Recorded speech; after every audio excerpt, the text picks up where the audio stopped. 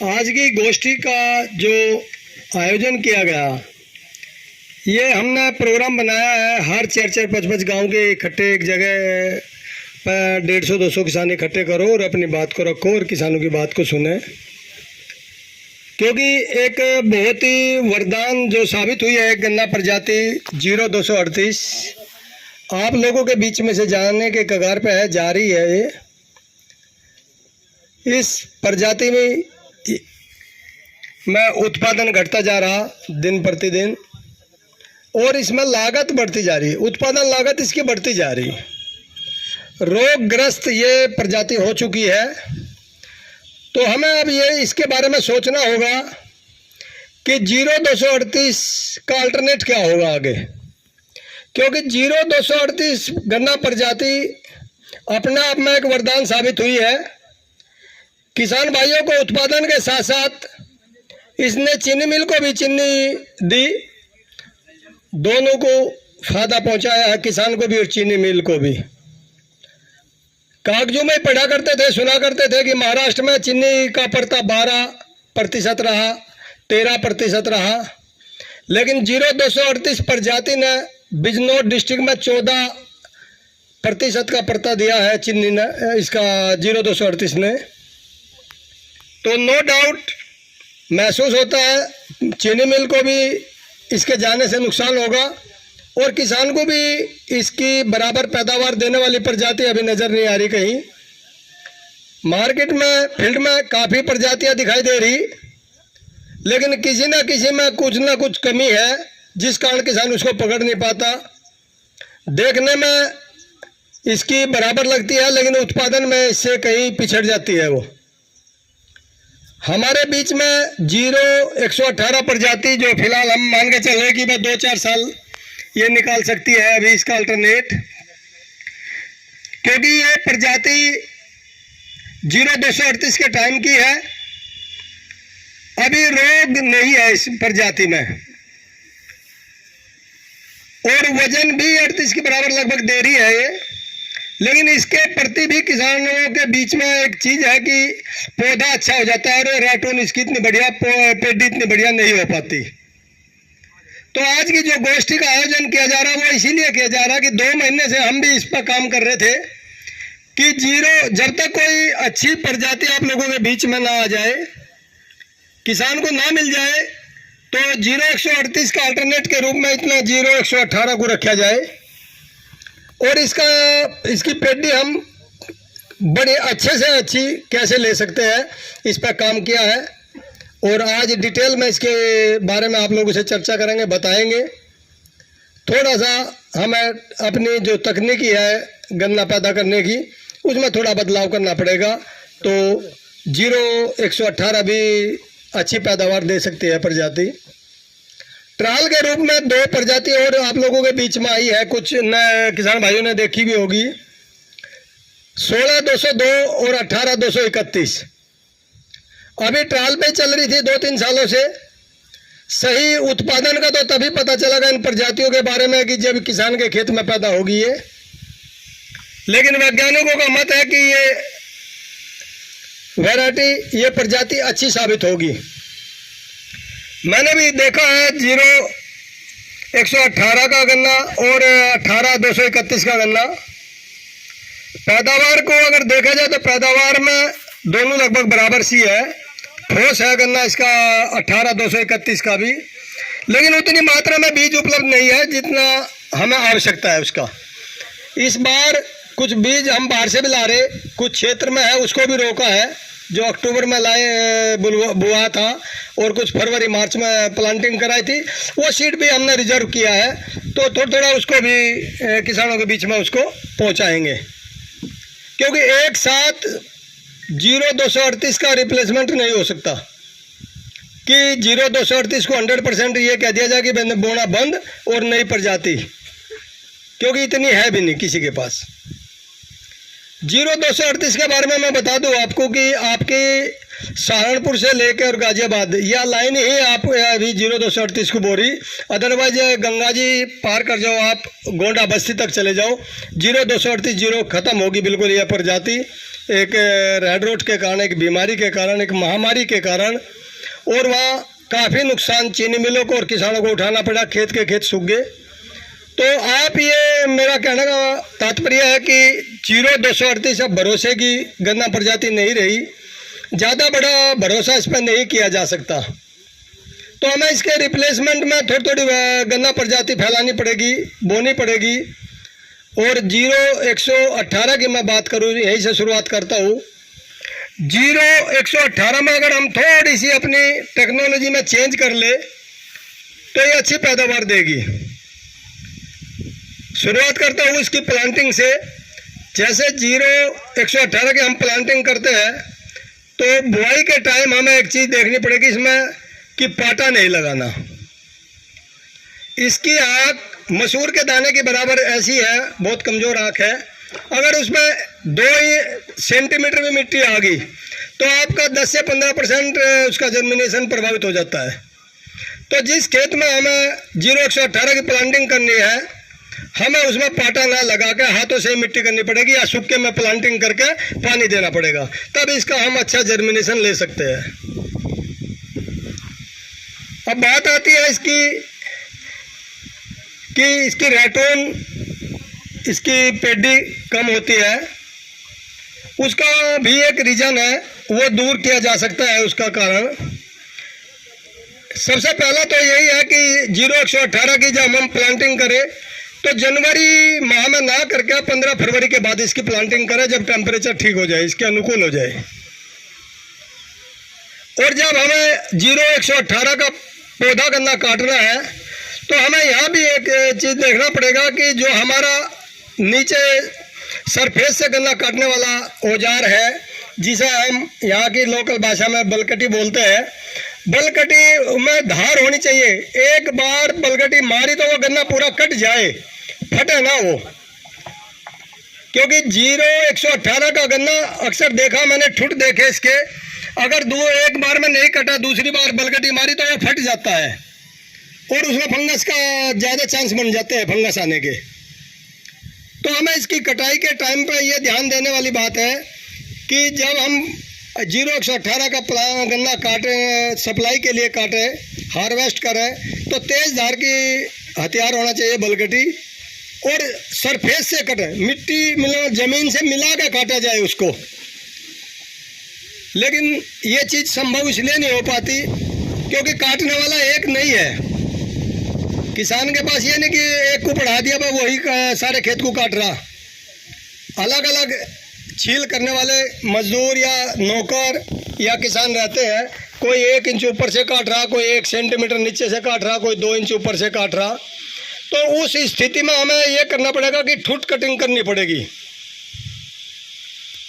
जो खेत हमने काट दिया 0118 का, उसकी ठुट कटिंग करनी पड़ेगी। उसके लिए हम भी RMD उपलब्ध करा रहे, ला रहे, और बढ़ाएंगे इनको भी। आप छोटा खेत है, अगर बीघा 2 बीघा 3 बीघे का खेत है तो मजदूर से भी करा सकते हैं, उसको तेज़ धार के हथियार से पहले उसकी ठुट कटिंग करा सकते हैं।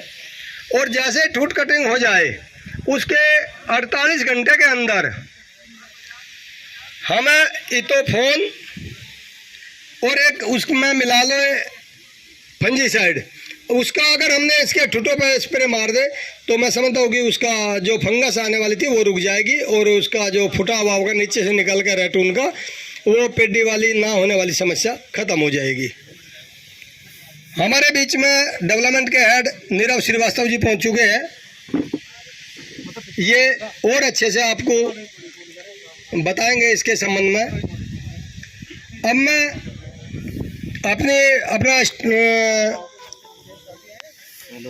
अपनी बात यहीं रोकते हुए केवल एक ट्राइकोडर्मा पे बात करूंगा, बाकी बात हमारे डेवलपमेंट हेड बताएंगे, GM साहब बताएंगे, VP साहब बताएंगे, कई वक्ता है। ट्राइकोडर्मा एक जैविक फफूद है और किसान इसको, मैं समझता हूँ ज़्यादातर 50% किसान ज़बरदस्ती से मान के डालते हैं।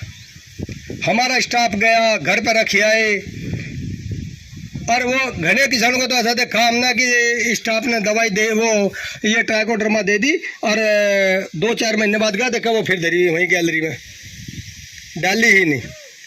ट्राइकोडर्मा अपने आप में एक बहुत ही अच्छी चीज़ है। जो इसके में जो फ़ायदे हैं वह मैं आपको गिनवाता हूँ।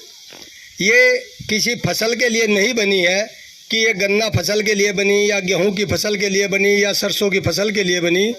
ये केवल मिट्टी के लिए बनी है। ये मिट्टी की संरचना को बनाकर रखती है ट्राइकोडर्मा। ये मिट्टी के अंदर जल धारण क्षमता बढ़ाती है। ट्राइकोडर्मा मिट्टी के अंदर, जमीन के अंदर जो पहली फसल का अवशेष बच गया उसको गला के कार्बनिक स्तर बढ़ाती है, और जिस मिट्टी का कार्बनिक स्तर बढ़ जाता है वो उपजाऊ हो जाती है। और चौथा इसका सबसे बड़ा फायदा है कि ये मिट्टी के अंदर जो फंगस है उसको खत्म कर देती है। तो ट्राइकोडर्मा आपको साल में 2 बार लगानी चाहिए, भले ही आपके कोई सी भी फसल हो, क्योंकि ये बनी ही मिट्टी के लिए है। हमें मिट्टी की संरचना को बनाकर रखना पड़ेगा, हमें मिट्टी का स्वास्थ्य ठीक रखना पड़ेगा, क्योंकि पौधा मिट्टी के अंदर जन्म लेता है, और जहाँ कोई चीज जन्म लेती है उसका स्वास्थ्य होना बहुत जरूरी है। पौधे की देखा जाए तो मिट्टी माँ है, क्योंकि मिट्टी के अंदर जन्म लेता है पौधा, और बीज उसका बाप हुआ है। सीड सिलेक्शन भी इतना जरूरी है। पैदावार को 2 ही चीज प्रभावित कर रही है आज के टाइम में, आपकी मिट्टी का उपजाऊ होना और सीड सिलेक्शन। यहाँ सीड सिलेक्शन भी नहीं के बराबर करते हैं लोग। 10% ऐसे किसान हैं इस एरिया में, काफी लंबे टाइम से हम भी यहाँ जॉब कर रहे, जो सीड का सिलेक्शन करते हैं। अगर कोई किसान भाई की रिश्तेदारी या कोई किसान भाई उधर गया हो बिजनौर साइड में, तो मैं बिजनौर की बताऊं, मैं बिजनौर नौकरी करके आया हूँ। बिजनौर में ये तय हो जाता है जनवरी के महीने में कि मुझे किस खेत से बीज लेना। वो शीशम वाले खेत से लेना, ट्यूबवेल वाले खेत से लेना, गोरे वाले खेत से लेना या नहर वाले खेत से लेना, वे चिन्हित कर लेते हैं। समझ करो प्रधान जी को 10 बीघे पौधा बोना, तो 10 बीघे में कम से कम 70 कुंटल गन्ने चाहिए। तो प्रधान जी, दोहा का प्रधान जी बिजनौर का, तो 2 बीघे खेत चिन्हित कर लेता है वो कि मुझे इस शीशम वाले खेत से 2 बीघे छोड़ दिया मैं, उसमें से बीज काटना। तो वहाँ वे करते हैं कि खड़े खेत को देखते हैं, उसमें टेढ़ा मेढ़ा गन्ना, बीमार गन्ना, सूखा गन्ना, एक एक खूट पकड़ के वे सारा उसमें तो बाहर निकाल के मिल को सप्लाई कर दे। केवल वही गन्ना छोड़ते हैं जो सीधा अंगोला हरा भरा गन्ना है, उसे कहते हैं सीड सिलेक्शन। क्योंकि जब हम गन्ना बोते हैं उस टाइम हमारे पास इतना टाइम ही नहीं होता कि गन्ने एक एक गन्ना छांट ले। उस टाइम तो जो किसान, जो खेत वाला, खेत का मुखिया है, वो तो बैठ ले ट्रैक्टर पे खूट पाड़ने के लिए, और लेबर वाले काटना और उसे बोने वाले बोते, क्या बो रहे क्या काट रहे उसे तो पता नहीं चौधरी को, क्योंकि वो तो ट्रैक्टर पे बैठा। तो वहाँ हमारे सामने दिक्कत ये आ जाए कि जो हमें बीज बोना था, बीज ना बोकर हमने गन्ना बो दिया। गन्ना नहीं बोना, बीज बोना है।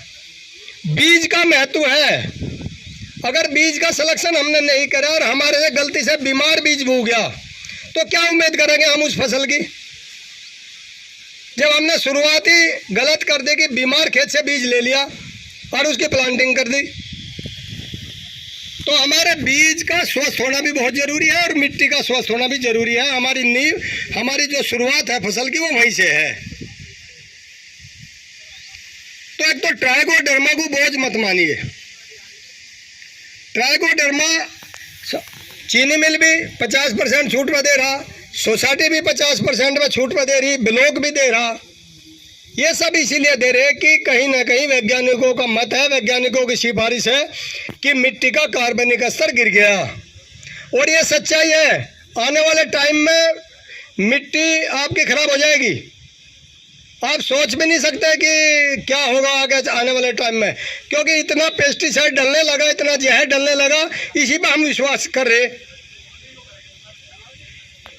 मैं एक उदाहरण दूं आपको। एक कीट है जो अभी ये निकाल के मैंने यहाँ अभी चीरा है गन्ना, वो देखो दिख रहा है उधर से, तीसरे नंबर पर देखो उसका ठूं ऊपर से काला दिखाई दे रहा है। ये लग गया जड़ बेधक, जिसे अंग्रेजी में कहते हैं रूट बोरर। ये इस एरिया में बहुत ज़्यादा है, खानपुर में बहुत ज़्यादा देखा मैंने, रामपुर घोरिया में देखा, ये काफ़ी आपका देदूपुर में देखा, नायडू में देखा। इस एरिया की ज़मीन में ये है रूट बोरर। और हम इसकी सिफारिश करते हैं वैज्ञानिकों के बताए अनुसार कि भाई 18 में बहुत ज़्यादा लगा है। ये वास्तव में लगता भी है, हो सकता है उसकी जड़ इसके लिए अनुकूल हो, फेवरेट हो खाने इसके भोजन के लिए। और हम उस टाइम रिकमेंड करते हैं आपको कि कोनाल्फास डाल दो, 2 बार डाल दो। हमने डाल दी और ये कीट मार भी दिया, लेकिन ये नहीं सोचा इस कीट के साथ में और किसान मित्र कीट कितने मार दिए।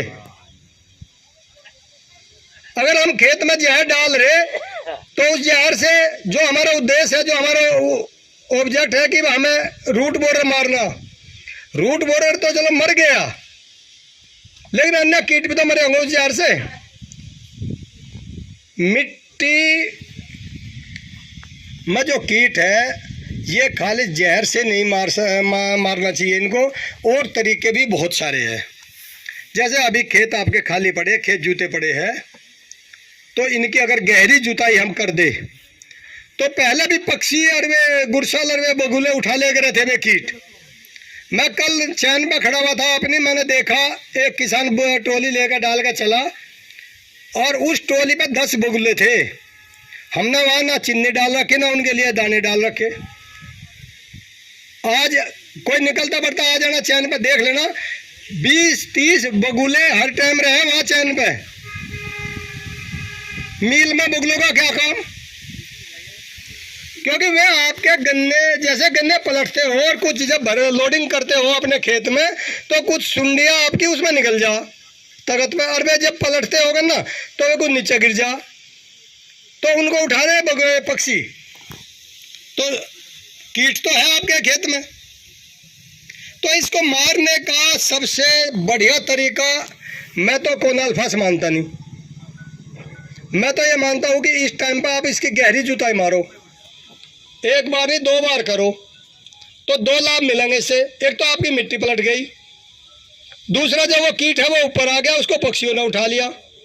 तीसरा है इसका कि जो हमने पैसे लगा कर दवाई डालनी थी वो पीछा छूट जाएगा हमारा। और ये कीट भयंकर रूप धारण करता जा रहा है आपके उसमें,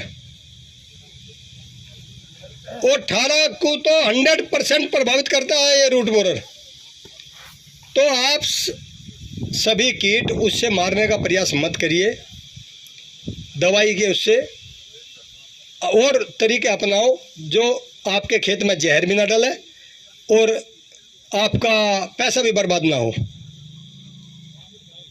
एक और बताऊं मैं आपको, टॉप बोरर ने घर कर रखा 0238 में। अभी 2 साल पहले उसने कुछ एरिया में, बागपत की बताऊं मैं आपको, हो सका आपके वहाँ कोई बड़ी निमाड़ी में रिश्तेदारी हो, वहाँ मैं गया था एक दावत में, ठूट हो रहा था पूरा एरिया। इतना ज़बरदस्त बागपत एरिया में टॉप बोरर रहा था। टॉप बोरर 20 से 25% पैदावार गिरा दे और 2% तक चीनी पड़ता गिरा दे। तो टॉप बोरर को खाली पहले फ्रोडान डालते थे, फिर कोरोजन आ गई, कोरोजन का डेंचिंग करने लगे। मर तो जा उनसे वो, लेकिन मरता मरता भी काफ़ी नुकसान कर जा, क्योंकि वो दवाई हम तब डालते हैं जब वो अपनी जीवन चक्र में घूमता रहता है, उस टाइम हम उसको यूज करते हैं। यानी कि पैदा होने के बाद हम जब वो अटैक करता है, दिखाई देता है, तभी तो दवाई की तरफ को चलेंगे। चोर साहब आगे आ जाओ, राम राम जी, आ जाओ आगे आ जाओ चोर साहब आगे आ जाओ। बहुत ही अच्छे प्रोग्रेसिव किसान है सतीश कुमार जी नंगोड़ी से हमारे बीच में आगे, मुझे बड़ा अच्छा लगता है, नए एक्सपेरिमेंट करते हैं। प्रधान जी चंद्रपाल जी नमस्कार, आगे प्रधान जी भी आगे, धन्यवाद प्रधान जी का। बैठे सतीश भाई। तो वो कीट जरूरी नहीं कि वो उसी से मारना, आपको कोरोजन से मारना या फ्रोडान से मारना। जो जमीन से ऊपर के कीट है ये तितली द्वारा पैदा होते हैं। तितली अंडा देगी, अंडे से लार्वा निकलेगा, लार्वे से प्यूपा बनेगा, फिर तितली बनेगी, फिर तितली मैथुन करके अपनी अंडा देगी। तो ये ऐसे क्रम चलता है, जीवन चक्र चलता है इसका। टॉप बोरर के लिए लाइट ट्रैप से बढ़िया इलाज है नहीं कुछ। बल्ब है, आपने देखा होगा जनरली कि हाईवे के किनारे खेत अच्छे मिलेंगे, गांव के गोरे में अच्छे मिलेंगे लाइट के कारण। जब टॉप बोरर की तितली दिखाई देती है तो आपने देखा होगा जहां गांव के नजदीक कहीं खंबे पे लाइट लग रही तो तितली काफी मंडराती रहती है। अगर हर किसान ज्यादा भी नहीं, आप अपनी ट्वेल्व पे एक ऐसी व्यवस्था कर ले तो चार्जेबल बल्ब आ रहे कि दिन में चार्ज कर लिया, रात को 8-7 घंटे जल जाएगा। तो 60-70% तितलियां अंडे देने से पहले ही उस लाइट पर आके और जो लाइट वो होता है उसके नीचे पानी उनी रखने का बना दे, उसमें गिर कर मर जाएगी। आपको दवाई से 50% खर्चा बच जाएगा आपका। तो मैकेनिकल कंट्रोल अपनाओ, मिट्टी को बचाओ। या मिट्टी माँ है, या अगर यह खराब होगी तो इसके परिणाम गंभीर होंगे आगे आने वाले टाइम में। और आप ये समझ रहे कि जो आपने टॉप बोरर की उसको मारने के लिए, कीट को मारने के लिए, या रूट बोरर की सुंडी को मारने के लिए कोनाल फास्ट डाल रहे कि वो सुंडी तक, उसको सुंडी तक सीमित है, वो घूम फिर के हमारे पे अंदर भी आ रही, वो भैंस के दूध के द्वारा आ रही। हाँ जी। आप खेत से कुछ भी गन्ना चूस रहे उसमें भी आ रही, कहीं ना कहीं मतलब वो साइड इफेक्ट है उसका, और उसका आप बच नहीं सकते। बचने का तो तरीका यही है। और जानकार होते हुए अनजान होना, ये समझदारी नहीं होती। जितने यहाँ किसान हैं, मैं समझता हूँ कि जो मैं भाषण दे रहा खामा खामा मेरे से ज़्यादा जानकार है, क्योंकि आप प्रैक्टिकली करो। हमारे श्रीवास्तव जी चलो किताबों में पढ़िए, MSc जी करिए, लेकिन आप तो PhD करे हुए हो खेती में। हाँ, वो भी बताएंगे। देखो कीट तो कोई से ले आओ, उसे ही खाएगा जब उसे भूख लगेगी। हमारी बात चली फिलहाल ये जो जहर डाल रहे इसे कम कैसे किया जाए। ज्यादा बढ़ गई, बाजा बाजा किसान बड़ा खुश होकर बताया, बोला जी सारा 8 बार स्प्रे मार दी, 6 बार स्प्रे मार दी इसमें तो फिर भी नहीं बात बनी। हम इसलिए लगवा रहे हैं कि मिल वाला मारा डंडा कर रहा कि स्वस्थ फसल करो, चिन्नी कहाँ तो आवेगी, लेकिन उसका परिणाम आगामी दूरगामी परिणाम अच्छा नहीं होगा। इतनी दवाई का, इतनी पेस्टिसाइड डालने का दूरगामी परिणाम बढ़िया नहीं होगा। जमीन कहीं ना कहीं बंजर होती जा रही।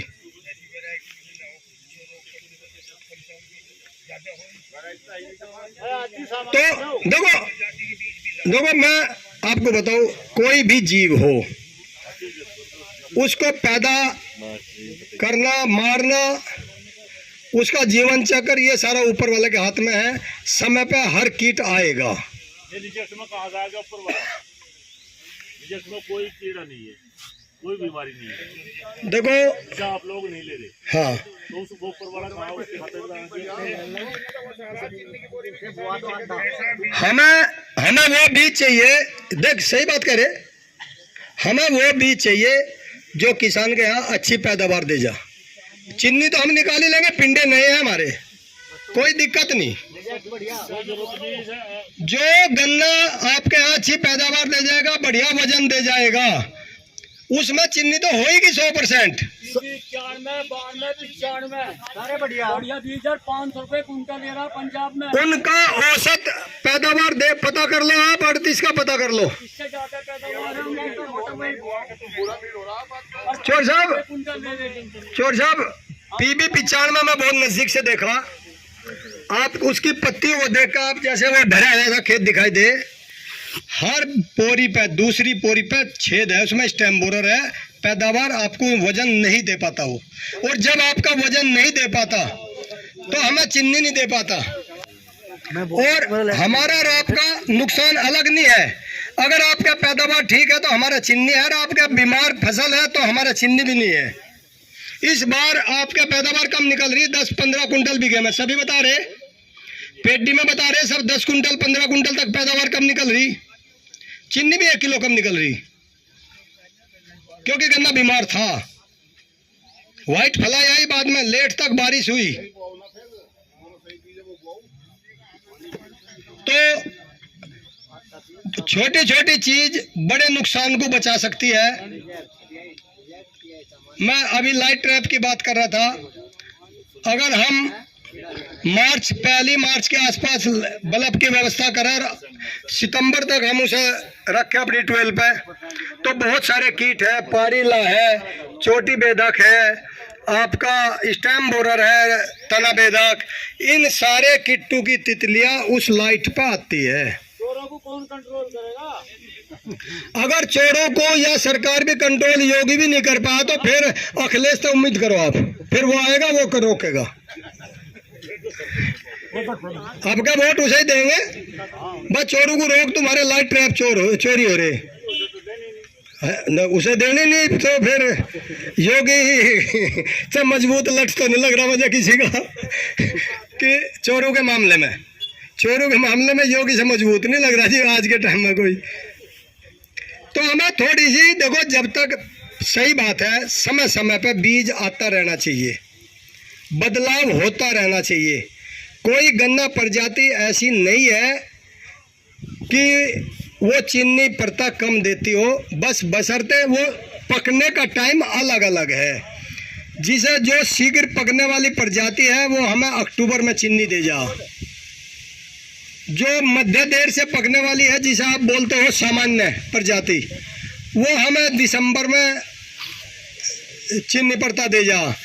जिसे आप अस्वीकृत प्रजाति बोलते हो रिजेक्ट, वो हमें जनवरी में जाकर पेडी में रिकवरी दे जाओ।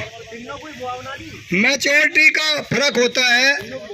गन्ना अनमैच्योर गन्ना अगर काटेंगे, वो कोई सी भी प्रजाति का हो, वो रिकवरी दे नहीं पाएगा, आपको उत्पादन नहीं दे पाएगा, हमें रिकवरी नहीं दे पाएगा। 38 में रिकवरी अच्छी है, अगर हम इसे सितंबर में काटने लगे तो ना आपको पैदावार मिले ना हमें रिकवरी मिले। तो प्रजाति कोई खराब नहीं है, मैं ना सामान्य प्रजाति को खराब बता रहा, ना अर्ली को बता रहा, ना अस्वीकृत को बता रहा। मेरा तो केवल उद्देश्य आप लोगों से सीधी बात करने का ये है कि 0238 पर ज़्यादा बड़ा भरोसा आप मत करिए। बीमार